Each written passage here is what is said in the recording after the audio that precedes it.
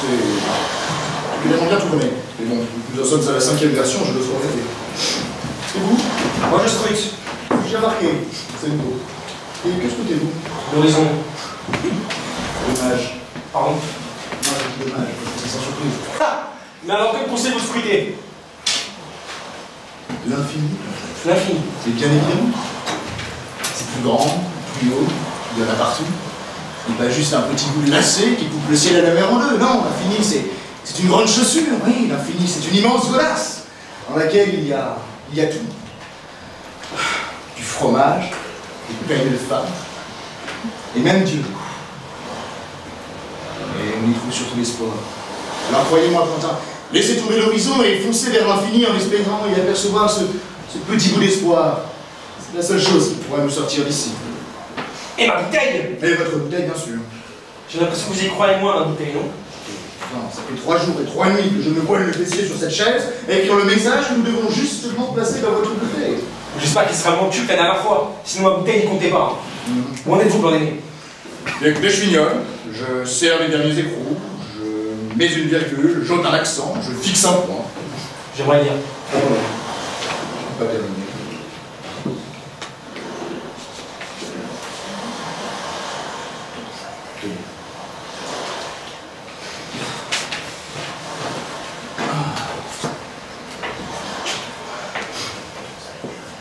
Alors? Je trouve ça littéraire. Vraiment? Oui. En poulet, même pas en En poulet? Ah, moi, je dirais sa tête comme ça à l'improviste, j'y croirais pas. Mais personne ne vous demande de la lire à l'improviste. Mais enfin, celui qui va la trouver, si quelqu'un la trouve, ce sera forcément l'improviste. Et bien, croyez-moi, avec votre esprit petit bouchonné, on n'a aucune chance. Il n'y a aucun progrès sur la dernière. Quentin, je vous demande de me le dire tout de suite. Si vous ne me supportez pas, dites-le-moi maintenant. Blandéné, ça fait la 5e fois que je vous donne mon avis sur ce texte. Je peux vous assurer que... Qu'est-ce que tu fais là-dedans?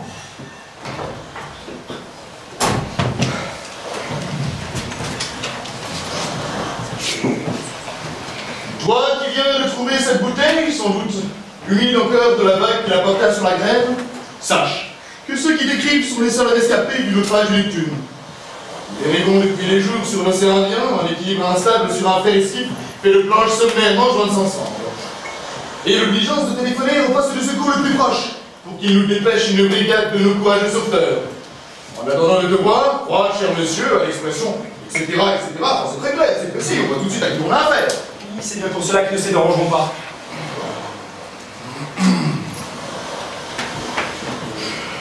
Là, Quentin, vous dépassez les bornes. Qu'est-ce que vous cherchez? La lutte des classes? La réponse sociale? Je vous signale que ce message ne concerne pas vous, Blandéné. J'ai quand même mon mot à dire. Vous assassinez mes 20 phrases et il n'y avait qu'un mot à dire en échange, qu'un mot à prononcer. Oh, mon Dieu, quelle époque vivons-nous? Dites-le, votre vie. Écrivez SOS stop, SOS stop. Dérivons SOS stop, océan Indien stop. Suite naufrage Neptune stop, SOS stop, SOS stop. Vous plaisantez? Non. Mais si vous leur dites stop tout le temps, comment voulez-vous qu'ils parviennent jusqu'à nous? Mais c'est le code radio habituel. Mais on n'envoie pas ce message par radio, on l'envoie par bouteille. Mais c'est forcément un marin qui va trouver cette bouteille. Ils sont habitués à la radio, ces gens-là.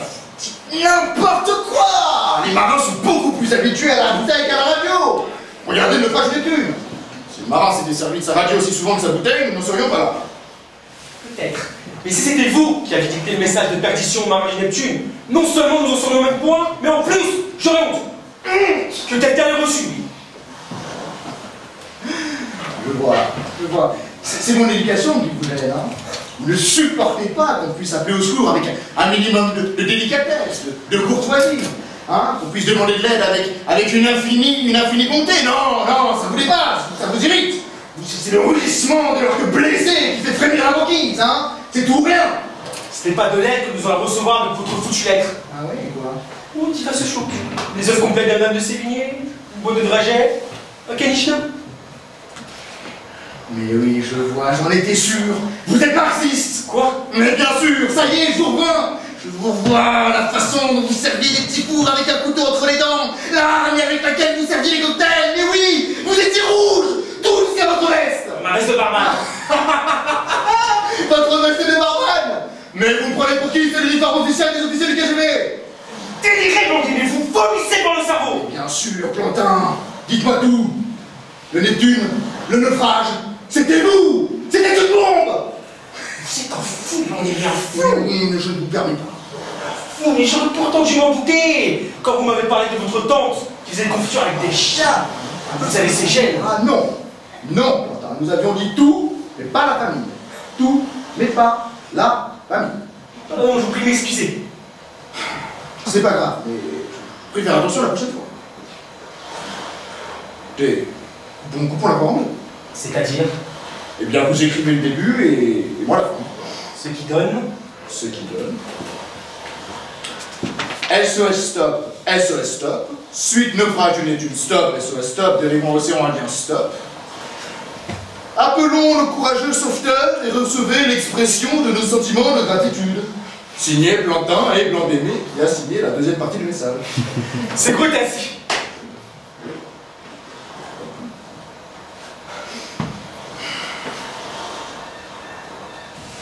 Que faites-vous? Vous scrutez. Oui, l'infini. Mais vous ne devriez pas. On s'y perd.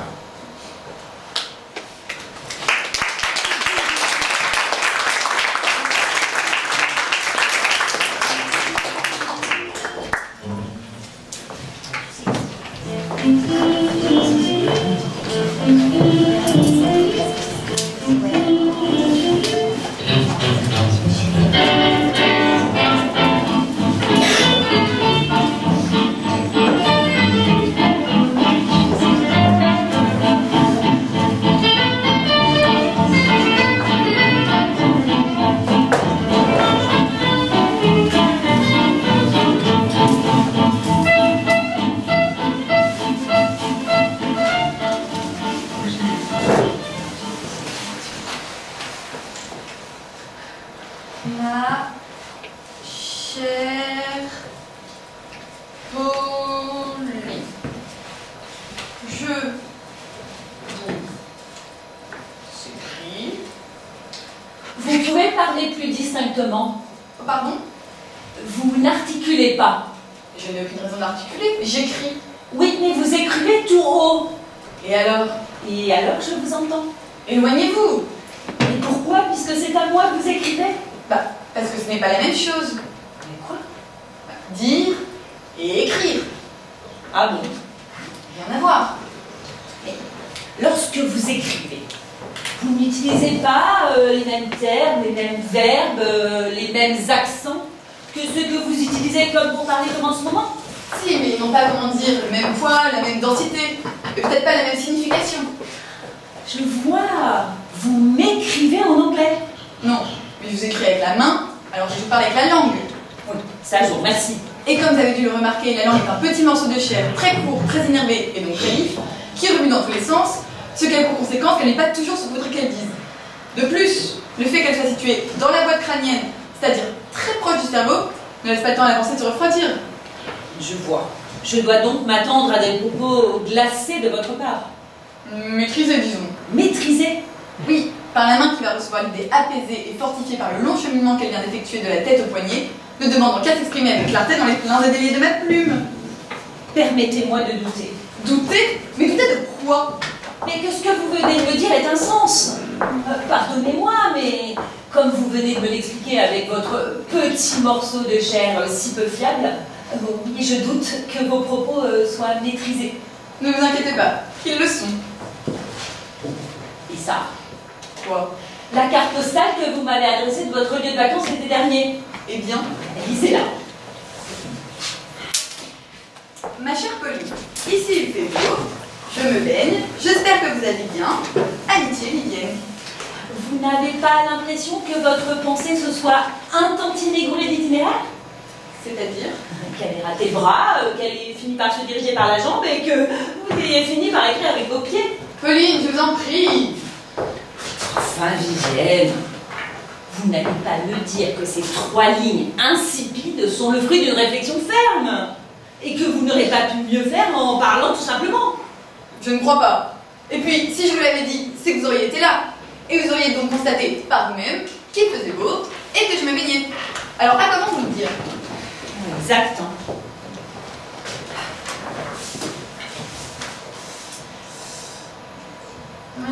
Pauline, je vous écris. Pardonnez-moi, je continue parce que le dernier courrier est à 19 h et j'aimerais autant vous la poster ce soir. Vous n'allez pas me la donner. Non. Quand vous l'aurez écrite, vous n'allez pas me la donner.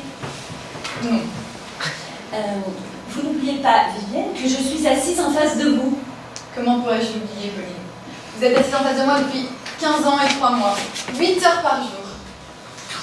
Vous savez ce que je pense? Quoi? Je pense que vous vous apprêtez à m'écrire une lettre d'amour. Moi? Oui, vous. Sinon, comment expliquer toutes ces cachotteries? Vous n'osez pas me le dire, alors vous m'écrivez. Pauline, vous ne... Personnellement, je n'y vois aucun inconvénient. Ça fait longtemps que je l'ai remarqué. Que je vous aimais? Oui. D'amour?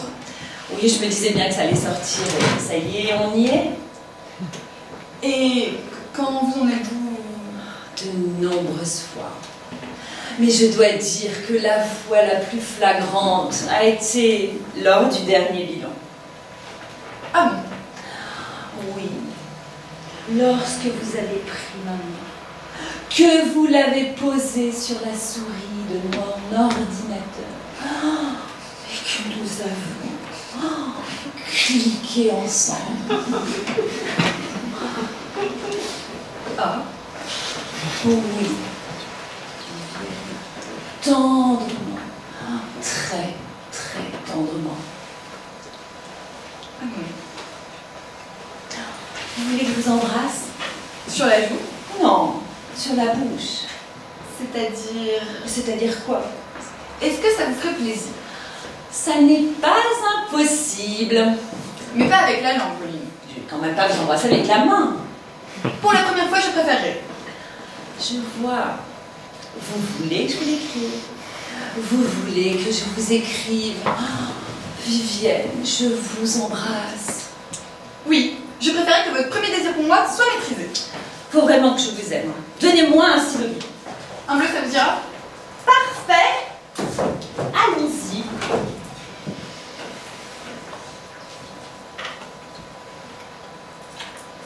Pauline, Oui, j'aimerais autant que vous ne m'écriviez pas sur papier en tête de la société. vous êtes bien compliqué. Comprenez-moi, si vous m'écrivez sincèrement Vivienne, je vous embrasse, j'aimerais autant que ça ne soit pas sous Marc Auffrère, pièce détachée, matériel agricole. Sur du papier blanc alors. Merci, Pauline. Merci beaucoup. De rien.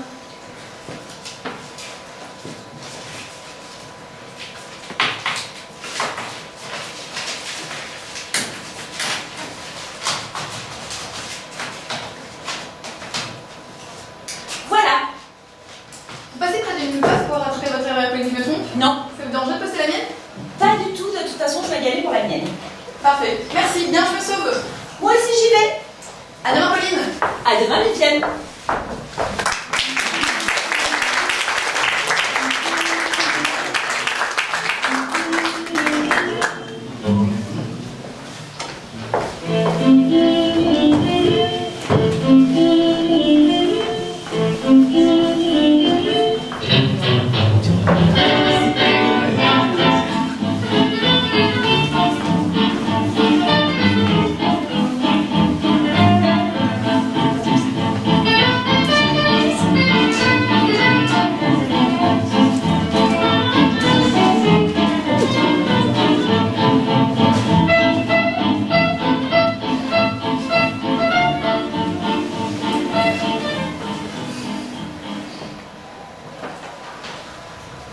Monique, Oui, papa? je peux savoir pourquoi tu me réponds quand je t'appelle Monique? Pardon? Tu as parfaitement entendu ma question. Je n'ai pas compris, papa. Quand je dis Monique, pourquoi te retournes-tu vers moi? Tu veux rire, papa? Oh, pas du tout, ma petite fille, mais alors pas du tout. Mais parce que je m'appelle Monique. Tu t'appelles Monique. Toi, ma fille unique, tu t'appelles Monique. Oui, depuis 18 ans. Depuis 18 ans. Et tu as quel âge? 18 ans, justement. Justement, je ne suis pas comptable, je suis ton père. Simplement ton père, au cas où tu l'as oublié. Et je peux savoir qui t'a appelé Monique? Toi, je suppose. Moi. Et quand, s'il te plaît? À ma naissance, probablement. Moi, j'aurais appelé mon enfant Monique. La chair de ma chère Monique. Écoute-moi bien, ma petite fille. Je suis loin d'être un homme parfait. J'aime la bière, je suis trop agressif avec les voisins, je mange de la blanquette de veau en cachette, et c'est vrai, je pose une passion pour le théâtre. Mais de là à appeler ma fille Monique, à sa naissance en plus, un tout petit bébé sans défense, non ma chérie, non. Ton papa n'est pas capable de ça. Alors c'est maman. Ta mère? Quand c'est pas le père qui donne le prénom, c'est forcément la mère, non? Fais très attention à ce que tu vas me répondre, ma chérie. Tu affirmes là, devant moi, que ta propre mère t'aurait appelé Monique. Mais enfin, papa, qu'est-ce qui te prend? Parfait. On va avoir le cœur net.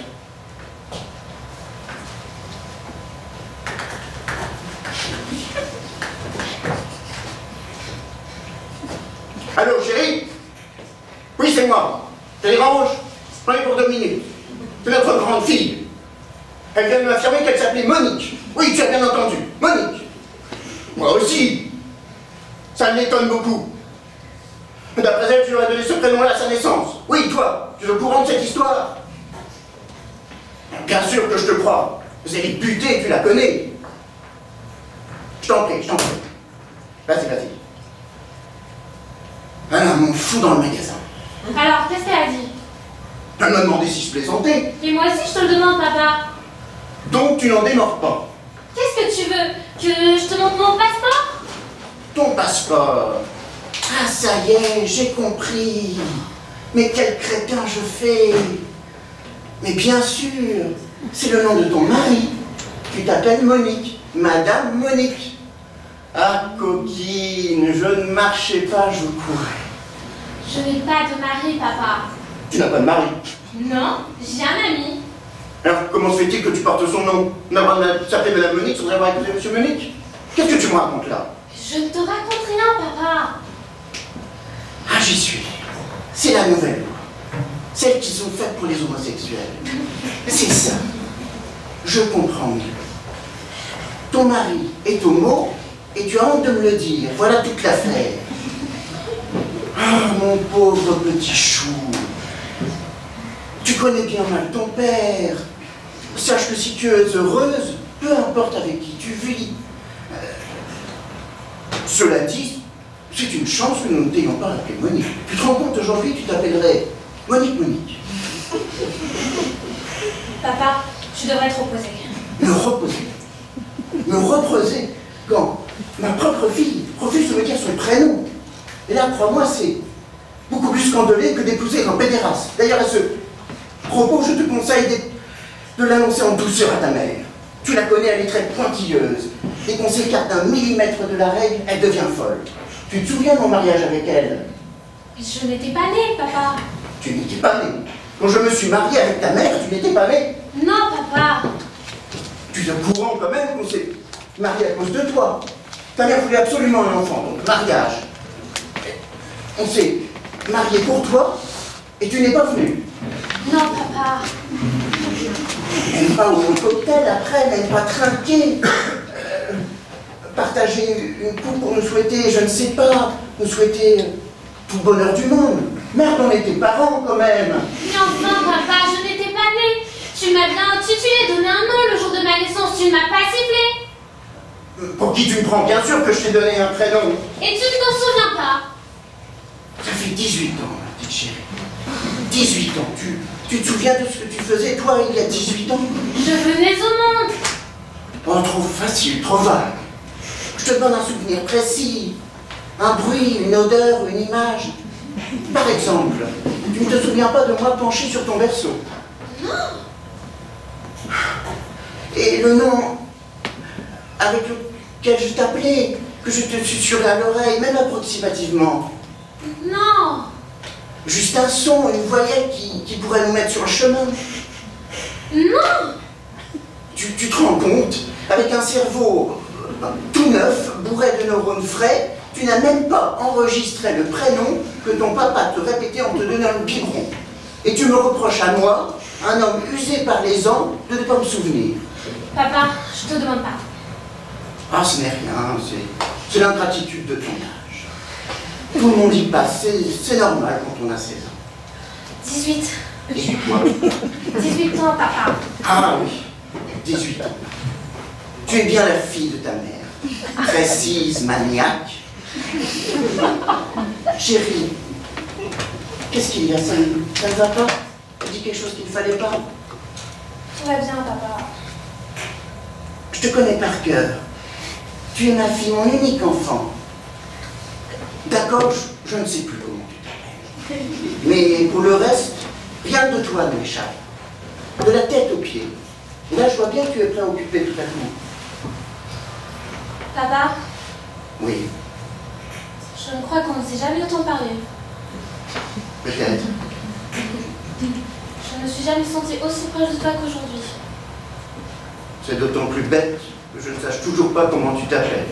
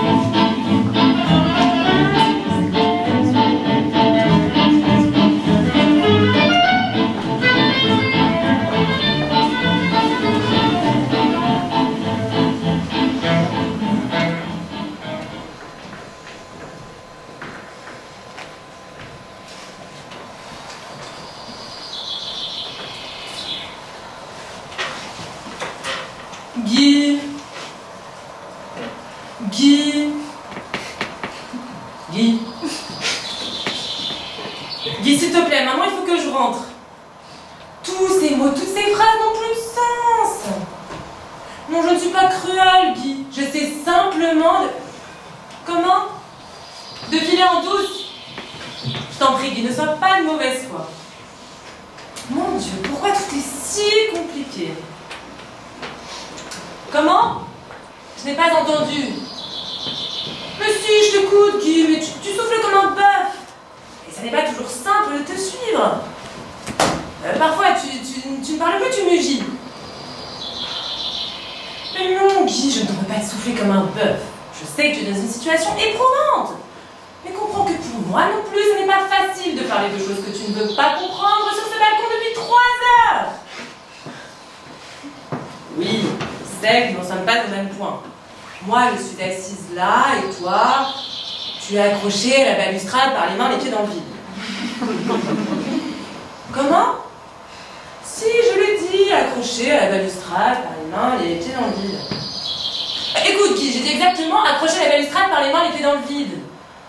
Mais Guy, tu sais bien que dans un couple, et à plus forte raison quand celui-ci est sur le point de se séparer, qu'il est rare que les deux partenaires soient au même niveau. Tu le sais, ça, Guy.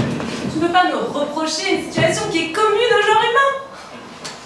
Alors, crois-moi, notre seule issue, c'est le courage. Moi, je rentre, et toi, tu lâches. Et on n'en parle plus.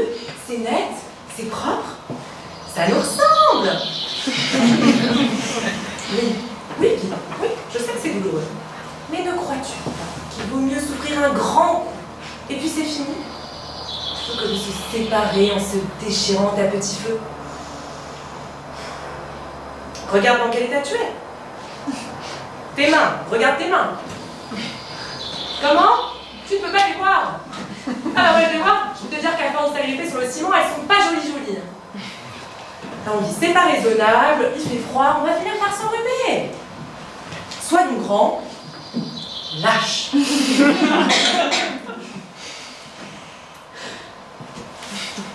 Un cœur de pierre. Comment peux-tu dire ça, Guy? La douleur t'égare. Si j'avais un cœur de pierre, est-ce que tu crois vraiment qu'il y a exactement 3 ans, lorsque tu atterris sur mon balcon sans rien, avec juste un pantalon et une chemise à peine propre, tu m'aurais ému? Est-ce que tu crois qu'avec un cœur de pierre, j'aurais succombé à ton petit visage fatigué de te faire rester pendu 2 jours et 2 nuits à la fenêtre de la fille du dessus? La petite garce du 13e, qui t'a balancé du jour au lendemain, au moment même où tu voulais l'épouser. Non, Guy, Je n'ai pas un cœur de pierre, j'ai un cœur tout court. Un cœur aujourd'hui, vide de toi. Je ne t'aime plus, Guy, c'est tout. Guy! Guy! Guy, tu as lâché? Ça fait quand même drôle.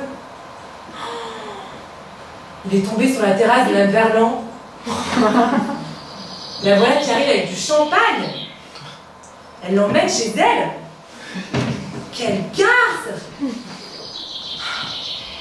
Finalement, c'est bien ça, les hommes. Toujours obligés de compenser leur effondrement amoureux par une ascension sociale.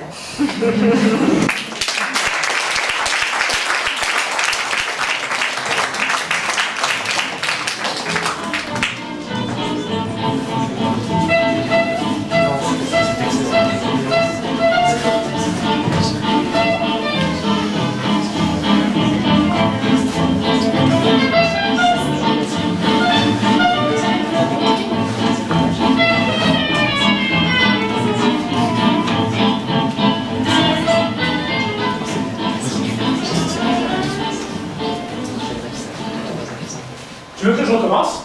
Tu veux que je replonge, c'est ça? Tu sais, Claudine, c'est très facile, j'emmerde en vie. Je n'ai pas dit ça. Ah oui? Alors qu'est-ce que tu as dit? Vas-y, répète, je crois que je suis sourd. J'ai dit que tu aurais au moins pu essayer de t'en passer. Pendant 15 minutes, juste le temps qu'on allait acheter le sèche-linge. Jean, pour une fois, tu m'accompagnes au magasin, au grand magasin, pour une fois. La vérité, c'est que je t'embarrasse, tu as honte de moi. Eh bien, réponds! 3 ans au rayon ménager. 3 ans j'ai travaillé au sous-sol. Grand ménager, précisément. Oui, je sais ça, je sais. Et c'est la première fois que j'y retourne. En plus, en cliente, en plus avec un mari. Alors quand même, Jean, mets-toi à ma place, Mathilde.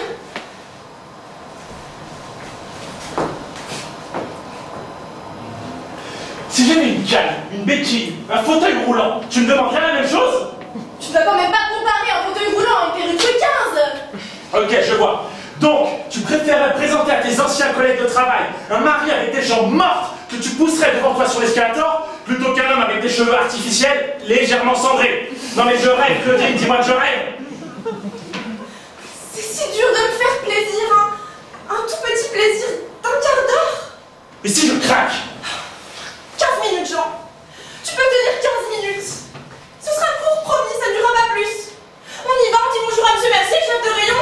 Oh la Claudine, la Claudine. Oh le sommeil, la Claudine. Tu aurais pu prendre ça, la Claudine. On l'embrasse. On lui commande le sèche-linge. Oh la Claudine, la Claudine. Oh, il peut se payer un sèche-linge, la Claudine. Tu aurais pu prendre ça, la Claudine. On l'embrasse, on va payer sans faire la queue. Je connais Martine, la caissière. Oh, dis donc, Claudine, qu'est-ce que ça peut me faire plaisir. Il est beau comme un turc, dis donc. Elle est comme ça, Martine. Une fois qu'elle a dit tout, qu'elle a tout dit, et on s'en va. S'il te plaît, Jean. 15 minutes, s'il te plaît. Tu enlèves 15 minutes et tu la remets. Si ça me reprend comme ça d'un coup, si j'en ai besoin, si j'ai le manque. S'il te plaît, Jean. 15 minutes. C'est un peu comme ma famille. J'aimerais tellement être fière de toi, Forana. Et ailleurs? Ailleurs? Alors on peut pas l'acheter ailleurs le sèche-linge? Ailleurs que dans ta famille? Mais j'en ai vendu tellement là-bas, maintenant que je peux m'en acheter un. C'est une revanche? Avec un mari, c'est une revanche totale. Et si j'ai une perruque Louis XV, ce n'est pas une revanche totale. Non, ils vont se moquer, ils vont dire que j'ai épousé un noble. C'est mal, un noble. Un noble à perruque, oui, ça fait vieux, ça fait ancien régime. Ils sont bolcheviques à Conforama. Je ne veux plus que tu me poses de questions, Jean. Je veux que tu me fasses plaisir. Plaisir au grand magasin. C'est un peu comme un voyage de noces pour moi. Un voyage de noces. J'ai tout essayé pour arrêter de fumer. Tu le sais, tout. Et rien n'a marché. Rien sauf la perruque Louis XV. Qu'est-ce que j'y peux? Qu'est-ce que j'y peux? Par amour, on peut tout faire. On peut tenir 15 minutes sans tabac. L'amour, c'est un bouclier. Mais la cigarette traverse l'amour chez moi, Claudine. Ça fait 3 ans que je t'aime dur comme fer, tu le sais. Mais t'as vu la couleur de mes bronches? C'est 2 charbons. J'aurais allumé laissé de grisou tout bête.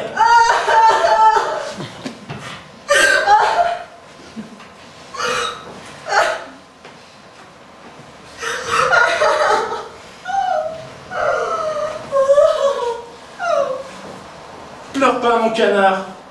On va y aller au rayon grand ménager ensemble. Et je vais leur expliquer à tes collègues. Et ils vont être fiers de toi. Fier d'une femme qui préfère que son mari ait une perruque Louis XV plutôt qu'un cancer au poumon. Fier de toi, oui. Le problème, j'en sais que ta perruque ne fait pas Louis XV. Elle fait Louis XVI? Non. Louis XVIII? Elle fait tante. Tante? Grosse tante, fière, tarlouse. C'est les gens de quartier qui le disent, Jean. Ils sont pas chimiques, les gens de quartier. Je leur ai tout expliqué. Ils m'ont rétorqué qu'un homme qui arrête de fumer n'est pas un vrai homme, que les vrais hommes ils fument, comme Churchill. Oui, c'est vrai qu'il avait les couilles, celui-là. Tout seul face à des milliers d'avions allemands. Fallait être un solide gaillard. Et tu vois, c'est ça que je voudrais. Aller à Conforama avec mon mari Churchill. C'est si incompréhensible que ça. Non, bien sûr. Ce serait ça la revanche totale. Que j'allais acheter mon sèche-linge avec mon mari Churchill. C'est tout à fait compréhensible, Claudine. Dis-moi au moins si tu gardes ta perruque, est-ce que tu pourrais parler anglais?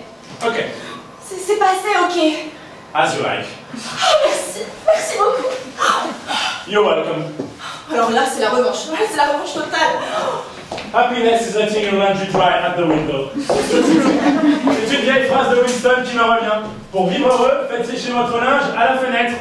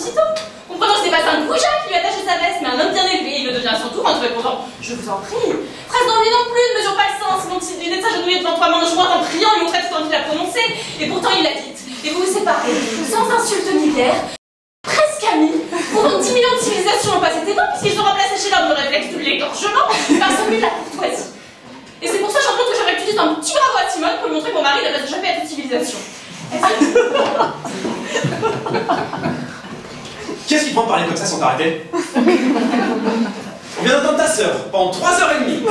Parler. J'ai cru mourir. Et toi maintenant tu t'y mets? Mais c'est un truc de fou. C'est contagieux ou quoi? Tu vas continuer. Dis-moi tout de suite. Parce que je te préviens, Louise. Avec toi, ce sera pas comme avec Simone.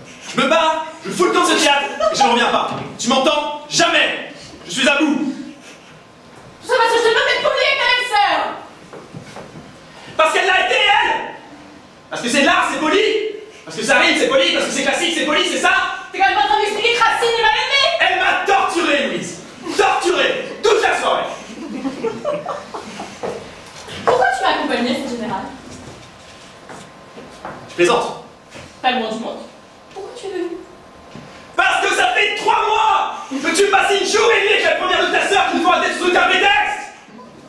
La soirée du 24 février est signée en rouge dans tous les agendas et tous les calendriers, c'est devenu une fête familiale.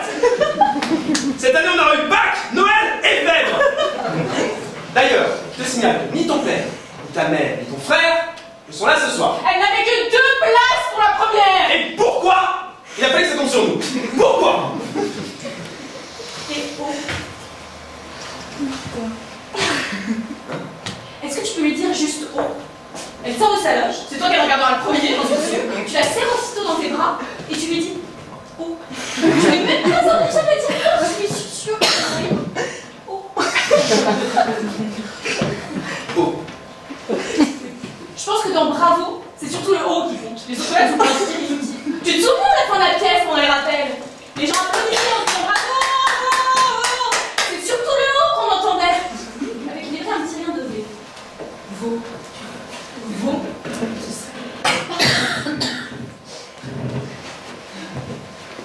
Tu me demandes de dire veau à ta sœur.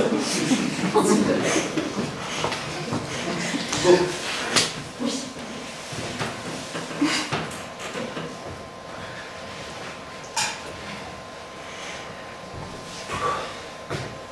Louise, est-ce que le moment n'est pas venu de faire le point sur notre couple? J'en étais sûre! Ma fuite, attends, je rentre l'esquive! J'avais le moindre effort pour me comprendre, pour me satisfaire! Parce que tu en fais des efforts, toi! Beaucoup, Gertrude. Beaucoup. Et je rêve! Où tu vas? Dehors, boire une bière. Tu reviendras? Je ne pense pas. Fais attention à ne pas la renverser sur ton voisin! J'essaierai.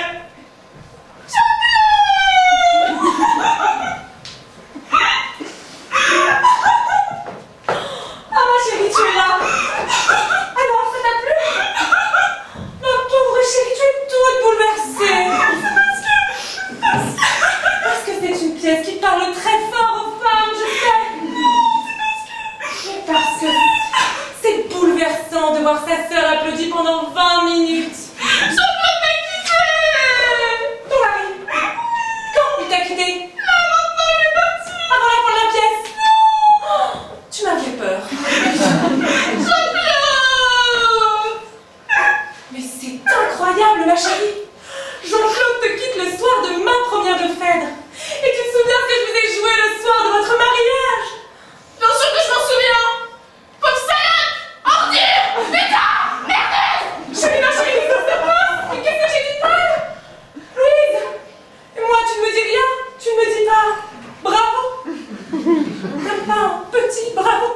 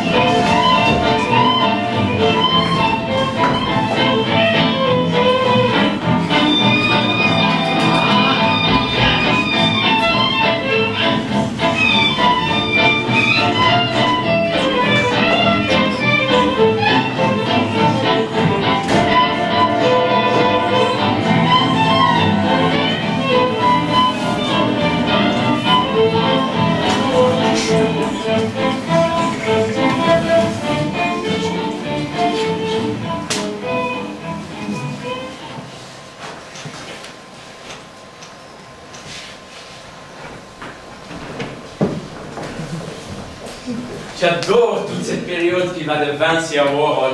Moi, j'aime que les impressionnistes aient été des incompris. Moi aussi, beaucoup. Moi, je préfère la carte postale. À l'original. Oh, bah, de loin. Tu savais que si tu plisses les yeux devant un Goya, ça fait comme un Renoir? Ouais, ça je savais. Moi, je suis pour qu'on leur rende tout aux Égyptiens. Même la Vénus de Tout, Milo. je te dis. Je sais pas si c'est Warhol, je sais pas si c'est Van Gogh, mais en tout cas j'ai du mal aux pieds. Alors putain. C'est une carte? Oui, c'est une carte. C'est une carte. Avec des oignons et un paysage de moulin. C'est flamand. Début 17e. On ne peint plus de cartes aujourd'hui, j'ai l'impression. Comment s'y dire plus? C'est vrai. Dommage. D'une certaine manière, le poisson ne convient plus à l'art. Ni à la littérature, d'ailleurs. Tiens, De nos jours, il est devenu très difficile de trouver un roman avec une carte. Enfin, je veux dire, un vrai roman. Même un roman d'aventure? Terminé tout ça, mon pauvre vieux. Et les philosophes, idem. Ah, surtout les nouveaux. Pas un mot sur tout ce qui est peu ou prou vertébré aquatique. L'écaille, la nageoire, la branchie, totalement occultée. ça m'étonne qu'à moitié. Quand même, c'est énorme. Comme si ça n'avait jamais existé. Il faut dire que c'est surtout l'esprit qui les intéresse, les philosophes, non? C'est ça, l'esprit, la pensée, la spiritualité. La fuite en avant, quoi. C'est un petit peu le problème. De toute façon, moi je trouve que les gens ont trop d'esprit aujourd'hui. La tête. Il n'y a plus que l'intelligence qui compte maintenant. La cervelle à fond, jour et nuit. Et ça pense. Ça file droit devant. Mais pour aller où? C'est un petit peu ça le problème. Résultat, on ne peine plus de cartes. Juste, très juste. La vérité, c'est qu'on s'éloigne chaque jour un peu plus des animaux. C'est-à-dire de nous-mêmes. Parce qu'on n'est rien d'autre que des animaux, en fait. C'est vrai, on vient du poisson. Oui, 3 fois oui. Qu'on le veuille ou non, mon croyant était un poisson. Un point, c'est tout. Quand même, les enfants, quand même. Il y a un moment, faut arrêter de faire l'autruche. Elle a raison. Parce que à force de refuser d'en parler, à force de nier, de faire les malins qui vont sur la lune, ça finit mal. Moi je me le dis, on peut pas éternellement faire croire qu'on est sorti de la cuisse de Jupiter. Avant-hier, j'ai rêvé que j'étais un dindon, toute la nuit. Un dindon qui marchait dans l'herbe sur une montagne. Eh bien, je me sentais mieux. Mieux qu'au bureau. Pourtant, je savais qu'en tant que dindon, je n'aurais pas le droit à mon 13e mois, ni au dernier ordinateur portable. Mais je m'en foutais. Vous savez pourquoi? Parce que tout d'un coup, j'ai vu la mer. Tu n'étais pas à la montagne? Si, mais je voyais la mer. Tu devais être dans les Alpes-Maritimes. Oui, peut-être. Il y a des dindons dans les Alpes-Maritimes. Là. Et à partir de ce moment-là, moi, le dindon, je n'ai plus eu qu'une seule envie. Courir vers la mer, aller dans la mer, retrouver la mer. Transparent. Retrouver la mer, mais c'est retrouver ta mère. Notre mère. Notre mère à tous. La Méditerranée. Mais non, avec un E, la mer. Comment ça, avec un E? Il n'y en a pas deux? Mais pas la Méditerranée avec un E, la mer avec un E, notre mère à tous avec un E. Attends, on le met où ce E? À la mer. Enfin, au bout de la mer. Au bout du mot mère, si tu préfères. Au bout de mon mère? Ah, ce que l'on voulait dire en disant que Richard voulait retrouver la mère, c'est qu'il voulait en réalité retrouver sa maman. Mais pourquoi elle l'a pas dit tout de suite? Vous voyez, ça c'est l'intelligence. Ça passe à droite, ça passe à gauche, ça dissèque, ça compare. Et finalement, ça nuit énormément à la compréhension. L'intelligence. En tout cas, Richard, ton père a le mérite de soulever la bonne question. Pourquoi avons-nous quitté la mer? Pourquoi sommes-nous sortis de là? Moi, à mon avis, c'est encore l'intelligence qui nous a fait faire cette connerie. Tu veux dire? C'est l'arrivée de l'esprit qui nous a fait flotter. Comme de l'air. Exactement. Le souffle de l'esprit, ça nous a fait gonfler la tête. Ça fait bouer, si tu veux. Et hop, on est remonté à la surface. C'est pas entièrement con, hein. Une fois à la surface, bien sûr, on a nagé jusqu'à la plage. Et parce que l'intelligence, ça ne s'est pas s'arrêter, à peine sur le sable, c'était parti. On est devenu Confucius, Aristote, Voltaire et toute la bande. Résultat, voilà où on est, dans un musée, un samedi après-midi, à se prendre la tête au lieu d'aller rigoler à la piscine. Pardon, c'est de ma faute. Navré de vous avoir filé le blues. Sentiment très exactement à l'opposé de la nature de nos ancêtres. La carte n'a jamais de cafard. Jamais. Il n'a pas souvent l'air gay, chez le poissonnier en tout cas. Mais c'est des impressions, tout ça, Charles. Aucun poisson n'est dépressif. Aucun. C'est des bobards qu'on a inventés pour faire peur aux enfants. La truite morose, le requin chagrin, l'amour triste. Ça n'existe pas. Et la Chaume, regarde comme elle est heureuse, la Chaume. C'est probablement celle qui est la plus heureuse de tous. Oui, et tu sais pourquoi? J'ai oublié. Parce qu'elle est plate. C'est une surface. Simplement une surface. Elle est si mince qu'elle n'a pas la place de penser. C'est ce que je disais. Elle n'a pas été gonflée par l'esprit. C'est sa chance.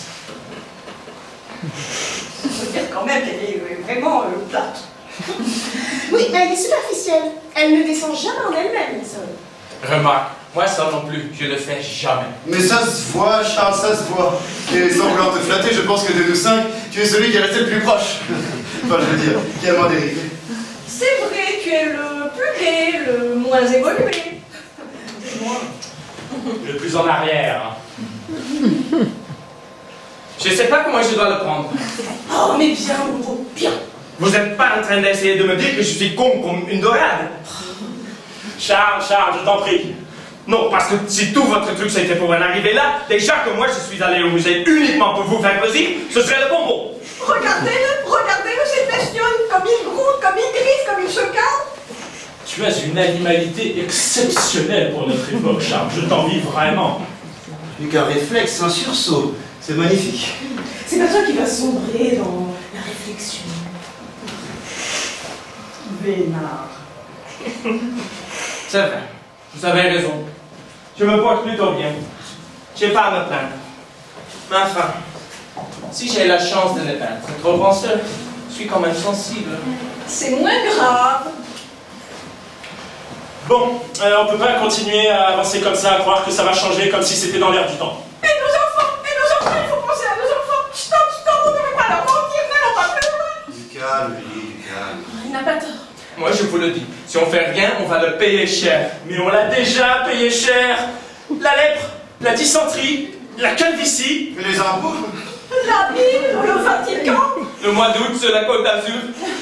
Et les gars, il n'y aurait pas eu 6 millions morts en 14 élections, on était restés des poissons. Et si on faisait demi-tour? Que revienne en arrière. Oui. Vers la carpe. Oui. Doucement. Doucement. Comme ça, tu vois. En ondulant un peu. Tu vois comme ça va bien? Sans comme on devient superficiel. Non, ne frottillez pas. Laissez le ventre lourd.